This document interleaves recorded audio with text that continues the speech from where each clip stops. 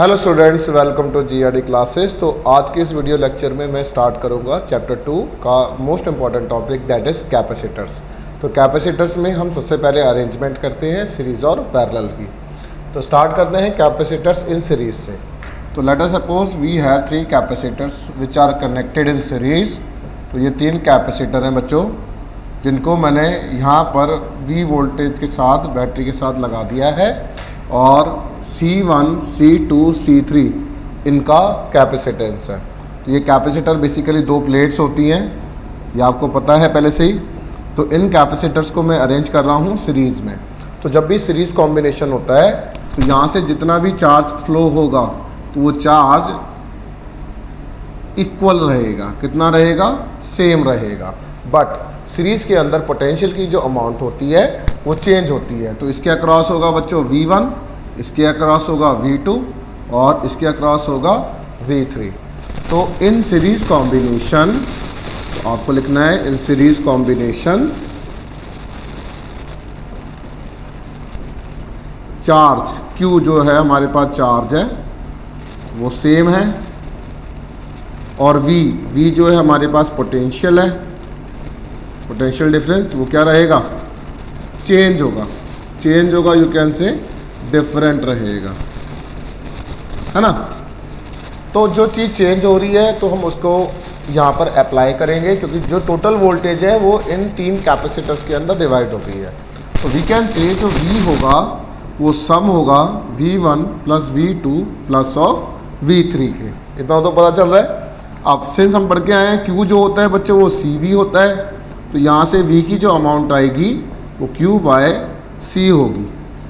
अब V की जगह यहाँ पर Q तो हमारे पास सेम आ रखा है, तो हम कर सकते हैं यहाँ पे कि इस वाले V को लिख सकते हैं Q बाय C नेट। अब जो C नेट है वो इन तीनों का सम है। अब इस पर लिख सकते हैं V1 की जगह Q बाय C1। मैं यहाँ पर Q1 क्यों नहीं लिख रहा? क्योंकि Q अमाउंट जो है तीनों के अक्रॉस सेम है। Q बाय C3 हो जाएगा। आपको Q कॉमन ले लेना है, तो यहाँ पर हो जाएगा 1 by C1, 1 by C2, 1 by C3, ये हो जाएगा Q बाय C नेट। और यहाँ से Q से Q कैंसिल आउट हो जाएगा, और ये बन जाएगा 1 by C net equals to 1 by C1 plus 1 by C2 plus 1 by C3, जो हमारे पास रिक्वायर्ड रिजल्ट होगा। अब इसी क्वेश्चन में अगर मैं कह दूँ कि इफ़ C1 जो है वही C2 है वही C3 की बराबर है, लेट इट बी C। तीनों की कैपेसिटेंस C माइक्रो फैराड है। तो अब क्या होगा बच्चों? 1 बाय C नेट जो होगा यहाँ पर हो जाएगा 1 by C, 1 by C, 1 by C, 3 by C हो जाएगा। बट ये आंसर नहीं है, हमें C नेट निकालना है। तो we can say C by 3 micro coulomb, क्योंकि क्रॉस मल्टीप्लाई करोगे you will get the answer. ठीक है। तो इस तरीके से हमने क्या करा है, सीरीज कॉम्बिनेशन का अरेंजमेंट किया है। तो रिक्वेस्ट है ये वाला फॉर्मूला आपको याद रहना चाहिए। अब है पैरेलल कॉम्बिनेशन। पैरेलल कॉम्बिनेशन, तो पैरेलल कॉम्बिनेशन में क्या होगा बच्चों? हमारे पास इस तरीके की अरेंजमेंट है। लेट अस सपोज ये 3 पैरेलल प्लेट कैपेसिटर्स हैं इस तरीके से, और यहाँ से लेकर यहाँ तक एक पोटेंशियल डिफरेंस हमने क्रिएट किया है, दैट इज़ V वोल्ट से। तो अब जो वोल्टेज है दैट इज़ पोटेंशियल डिफरेंस है वो इन तीनों के अक्रॉस सेम रहेगा पैरेलल कॉम्बिनेशन में। ये C1, C2, C3। तो यहाँ पर जो चार्ज की अमाउंट होगी बच्चों Q1, Q2, Q3, जो चार्ज होगा यहाँ से वो यहाँ से इस तरीके से डिवाइड हो जाएगा, और जो पोटेंशियल की अमाउंट रहेगी वो सेम रहेगी। तो अब हम क्या करेंगे, जो चीज़ चेंज हो रही है दैट इज़ चार्ज की अमाउंट चेंज हो रही है तीनों कैपेसिटर के अक्रॉस, उसको हम क्या कर लेंगे, यहाँ पर लिख लेते हैं कि जो Q जो हो रहा है बच्चों वो चेंज हो रहा है, ठीक है, और V जो है वो हमारे पास सेम है across 3 capacitors when they are connected in parallel. तो अब क्या होगा सर? अब जो Q है, जो हमारे पास Q नेट होना चाहिए वो सम हो जाएगा Q1 plus Q2 plus of Q3 का। ठीक है। अब Q किसकी बराबर होता है बच्चों? C into V। तो Q नेट की जगह we can write C net into V यहाँ पर हो जाएगा C1V। ऐसा क्यों कर रहे हैं? CV Q1 की जगह हमने C1V लिख दिया, Q2 की जगह C2V और C3V। बच्चों V हम कॉमन निकाल लेते हैं, C1 plus C2 plus C3 लिख देंगे, ये C नेट V हो जाएगा, V से V कैंसिल आउट हो जाएगा और हमारे पास C नेट की वैल्यू हो जाएगी। अब C नेट जो है बच्चों यहाँ पर वो C1 plus C2 plus of C3 आया,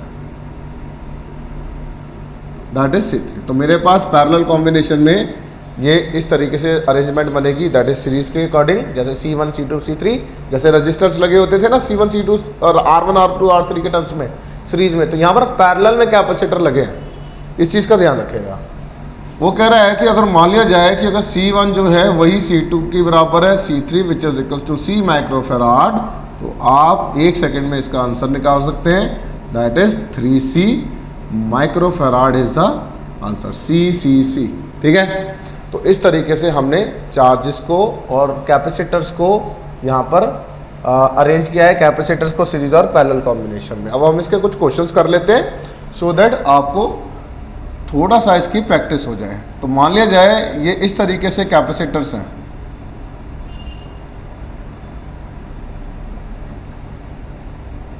ये कैपेसिटर है C1 C2 C3, ये A है और बच्चों ये B है। कहता है कि जो C1 से लेकर C2 C3 तीनों जो हैं वो C माइक्रोफेराड के। चलो मैं C माइक्रोफेराड की जगह आपके लिए 1 माइक्रोफेराड कर देता हूँ, ठीक है, तो तीनों 1 माइक्रोफेराड के। तो सबसे पहले कैसे अरेंजमेंट होगी पहले उसको समझते हैं। तो ये कहते हैं यहाँ पे कि ये जब A से कोई एक वायर आ रही है तो ये 2 पार्ट्स में डिवाइड हो रही है, दैट इज C1 और C2 में, है ना। तो ऐसा कॉम्बिनेशन कैसा कॉम्बिनेशन कहलाएगा? दैट इज पैरेलल कॉम्बिनेशन कहलाएगा। तो हम क्या करेंगे, C1 and C2 are in parallel. तो अब हम सबसे पहले इन दोनों का आंसर निकालेंगे, फिर C3 के साथ सीरीज में कर देते हैं। तो हम क्या करेंगे, C1 2 निकाल लेंगे, यू कैन से C1 प्लस C2, और दोनों 1 माइक्रोफेराड के हैं, तो 1 plus 1 that equals to 2 microfarad. Okay, अब ये मेरे पास C12 आ गया जो इनका कॉम्बिनेशन आया। अब क्या करेंगे, दोबारा से ये पॉइंट A है, यहाँ पर we can say C12 and this is C3, this is point B। अब ऐसा कॉम्बिनेशन कैसा बन गया, दैट इज सीरीज कॉम्बिनेशन बन गया। कहते नाउ 1/CAB जो होगा 1/C12 प्लस 1/C3 हो जाएगा। What is C12? यहाँ पर आएगा 2 माइक्रोफेराड, तो यू कैन से 1, है ना, यहाँ 2 की वजह हो गया, और यहाँ पर 1/1 you can say 1/2 plus 1, 2 plus 1/2 that equals to 3/2। तो ये 1/CAB की वैल्यू आ गई, दैट इज 3/2 माइक्रोफेराड। बट हमें CAB चाहिए, तो we can say 2/3 microfarad is the answer. Cross multiply कर लेना तो आपका आंसर आ जाएगा। होपफुली आपने भी ये आंसर निकाल लिया होगा। अब इसके बाद एक क्वेश्चन मैं आपको देता हूँ, रिक्वेस्ट है इसको प्रैक्टिस करिएगा। ये इस तरीके से अरेंज है,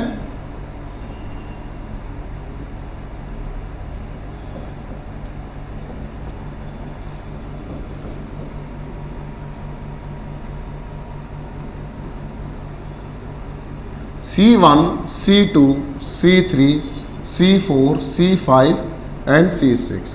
तो ये पॉइंट B है और ये पॉइंट A है। तो मेरी रिक्वेस्ट है आप इसका C नेट निकाल के दिखाइए। फाइंड CAB और C1 से लेकर C6 all are 1 microfarad. I hope कि आप इसका आंसर निकाल के कमेंट बॉक्स में इसका आंसर लिखेंगे। नेक्स्ट है that is point potential method. इस चीज़ को ध्यान से समझिएगा, आ सकता है ये पॉइंट पोटेंशियल मेथड, ठीक है। अब ये पॉइंट पोटेंशियल मेथड क्या होता है, हमें क्या करना है इसमें ज़रा ध्यान देंगे। अगर मान लिया जाए ये इस तरीके से है, ठीक है, ये पॉइंट B है, ये पॉइंट A है। अब मैंने क्या किया, यहाँ पर ये जो C1 है, C2 है, C3 and this is C4। अब मैंने यहाँ से एक वायर कनेक्ट कर दी इस तरीके से। अगर मैं यहाँ से यहाँ तक की एक वायर कनेक्ट कर देता हूँ तो अब क्या होगा, अगर मान लीजिए ये वायर नहीं होती, लेट अस सपोज ये ऐसे है ना, अगर ये ऐसा है तो इसका मतलब क्या है कि इसके अंदर सब चारों कैपेसिटर के अंदर चार्ज की अमाउंट सेम है। क्यों सेम है? क्योंकि सीरीज कॉम्बिनेशन है ना। अगर ये सीरीज कॉम्बिनेशन है, चार्ज की अमाउंट सेम है, मैं चाहता हूँ कि C2 C3 के अक्रॉस वोल्टेज सेम हो जाए। एंड यू नो दैट जब भी वोल्टेज सेम होती है तो कैपेसिटर्स पैरेलल में अरेंज होते हैं। तो मैं क्या करूँगा, यहाँ पर इस तरीके से एक वायर कनेक्ट कर दूँगा विदाउट एनी कैपेसिटर, मतलब इस वायर में मैंने कोई कैपेसिटर कनेक्ट नहीं किया है, बट जस्ट एक वायर कनेक्ट कर दिया। तो ऐसा करने से क्या होगा, इन दोनों के अक्रॉस वोल्टेज की अमाउंट सेम हो जाएगी। तो अगर वोल्टेज की अमाउंट सेम हो जाएगी तो we can say this is C1 and this is C2। अब यहाँ पर पैरेलल में लग जाएगा C3 एंड C4। MCQ आ सकता है बच्चों 1 नंबर का, तो ये वाली पार्ट याद रखना। जो ये वाला पार्ट है कैसा हो जाएगा, दोनों V क्या हो जाएगा इसके क्रॉस सेम, और सेम आने में क्या होता है पैरेलल कॉम्बिनेशन, तो ये पैरेलल में लग जाएंगे। तो रिक्वेस्ट है आपको इसका आंसर निकालना है। सारे कैपेसिटर्स का मैं 1 माइक्रोफेराड लेकर चलूँगा। तो यहाँ पर C1 से लेकर C4 ऑल आर 1 माइक्रोफेराड, ठीक है। नेक्स्ट, अब नेक्स्ट ये एक और क्वेश्चन है जो एक्सपेक्टेड है, आपसे पूछा जा सकता है।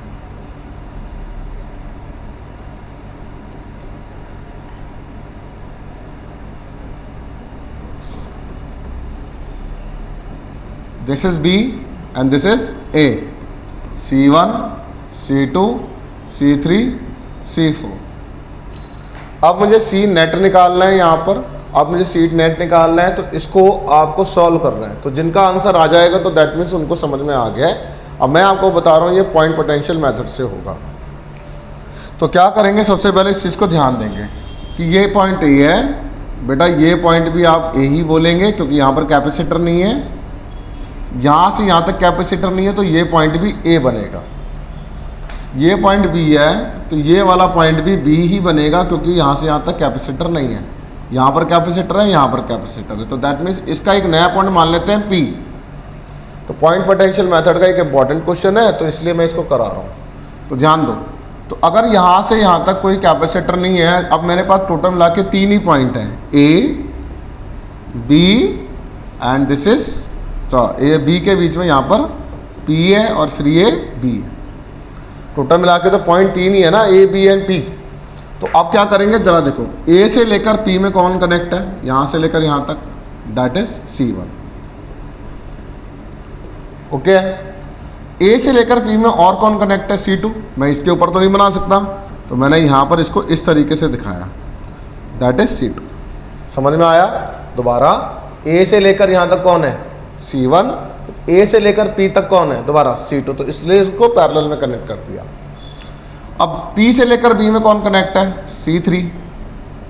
बच्चों ये C3 हो गया। ओके, अब A से लेकर B में कौन कनेक्ट है, C4। तो यहाँ से एक वायर आएगी यहाँ से यहाँ तक, तो दिस इज C4। तो इस तरीके का कॉम्बिनेशन जो बनेगा उसको बोला जाएगा that is point potential method के थ्रू ये क्वेश्चन बनेगा।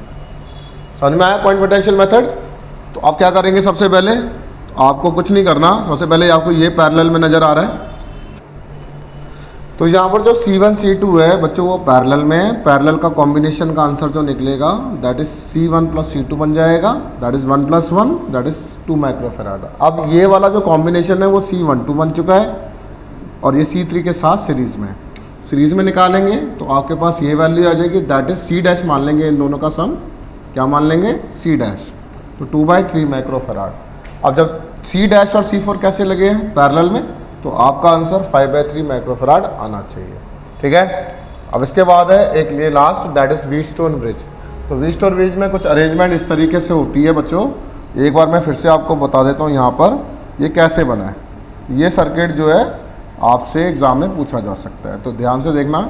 तो ये जो अरेंजमेंट है यहाँ पर बच्चों, ये A है, A से जो वायर निकल रही है वो C2 और C1 में जा रही है, दिस इज C2 और नीचे C1 है, और B से जो वायर आ रही है वो C5 और C4 में कैपेसिटर में जा रही है। तो ऊपर बना देते हैं हम यहाँ पे C5 और नीचे बना देते हैं दैट इज C4। अब बीच में जो है एक C3 है कैपेसिटर, C3 की एक वायर जो है वो C2 और C5 के साथ है, और C3 की दूसरी वायर C1 और C4 के साथ है। तो इस तरीके की अरेंजमेंट बन जाती है। इसको व्हीटस्टोन ब्रिज सर्किट बोलते हैं। पांचों कैपेसिटर का कैपेसिटेंस सेम होना चाहिए, क्योंकि रेशो यहाँ पर सेम आनी चाहिए। अगर सेम नहीं भी होता तो रेशो सेम आनी चाहिए, मेरे कहने का मतलब ये है। तो क्योंकि यहाँ का पोटेंशियल बराबर हो जाता है, तो इसके अक्रॉस जो चार्ज का फ्लो वो रुक जाता है। और इन दोनों पॉइंट्स, क्योंकि ब्रिज वायर जो है वो C3 कैपेसिटर है, तो इस वाले कैपेसिटर को हम नेगलेक्ट कर देते हैं और इस तरीके का अरेंजमेंट बन जाता है। तो जिसमें ये दोनों कैसे लगे हैं सीरीज़ में, तो उसका आंसर C25 आएगा। नीचे वाला जो कैपेसिटर है वो कैसे लगा है सीरीज़ में, तो वो C14 आंसर आ जाएगा। अब दोनों का आंसर जो आ रहा है पैरेलल में बन जाएगा, और आपका फाइनल आंसर जो आना चाहिए दैट इज़ 1 माइक्रोफेराड आना चाहिए, क्योंकि मैंने 1 माइक्रोफेराड लेके चला था। तो रिक्वेस्ट है, इतने कैपेसिटर्स का जो कॉम्बिनेशन था उतना पार्ट आपको क्लियर होता है, और कोई भी डाउट आता है तो please join GRD classes. Thank you very much.